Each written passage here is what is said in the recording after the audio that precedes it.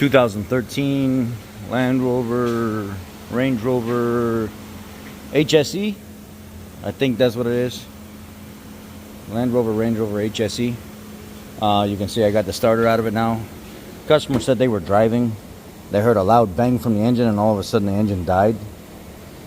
Also at the same time, they said they can't get the vehicle to crank anymore, but they didn't give us a reason why. When we asked, why do you think the starter went out? Well, for one, the starter's covered in oil.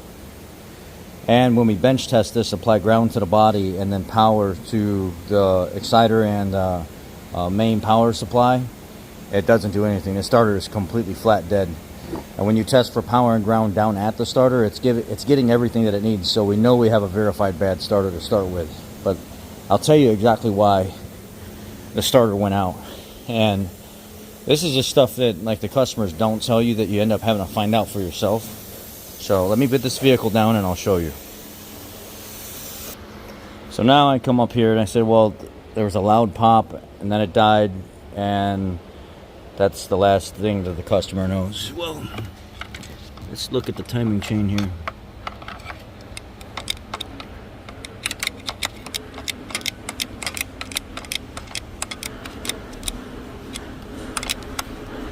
I can pull this thing completely off. It feels like something's broke inside here. I can hear a piece of plastic down in there moving as well as I'm moving this chain. It goes in and out really, really, really far. And I know this is the chain around the cams, so something has broke here. And if I keep pulling on it, it's getting looser and looser and looser, and I don't want to yank the chain completely out of there. So something, a guide or something has broke, a tensioner has broke inside here somehow, some way. And it looks really clean inside the engine. I mean, overall, there's no sludge buildup in it. So when you take the cap off, FFHFA, it's not terrible. It smells like fuel dilution really bad for sure. So I bet you I know what happened. What ended up happening is the customer was cranking the hell out of this thing after the chain broke or whatever it was that threw the cams and stuff out of sync, and cranked it until, and while they were going through the process of cranking it, they went through several other batteries. In the trunk there was 2 other full-size batteries that they bought, and they bought a jump pack because they were cranking it so much, and they fried the starter. So now we either need an engine, which is going to be about 20 grand with labor and everything, because it's like a 20-hour job for this Land Rover, or we need to cut our losses now and let the customer pick up his vehicle.